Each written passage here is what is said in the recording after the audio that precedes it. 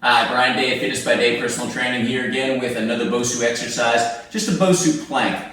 The ball plank is more challenging than the Bosu plank, but for some people going directly from a floor plank up to just a ball plank where your forearms are on the ball is quite a jump. There's ways you can bridge that gap, but one way to sort of jump from one to the other is to use the Bosu as an intermediary between the two.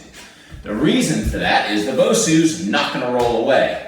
So it doesn't have as much instability as the ball. However, the Bosu does manipulate its shape underneath your forearms, and that can make your planks a bit more challenging. So, with the forearms on the Bosu, feet back.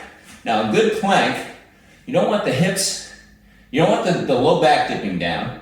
You want to get that low back flat, keeping a little bend in the knees, keeping your elbows squared up underneath your shoulders, and what we're calling a neutral pelvis here. So you're pulling your belly button in tight, you're bracing your core, but you're not letting that low back sag.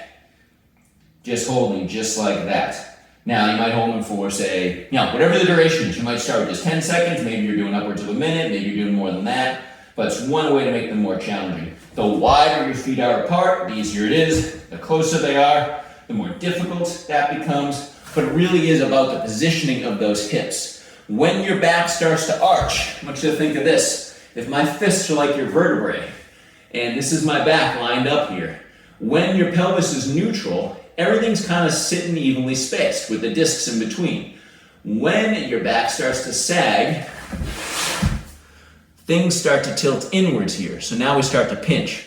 So now we're basically, instead of relying on the musculature like we were in this position here, as you're dipping down like this and you're letting that back arch, you're just letting those vertebrae squeeze in and put some weight on the discs, which to a degree, they're built for, it's what they're there for, but nonetheless, you're putting undue stress on them while not working your core as well as you really could be.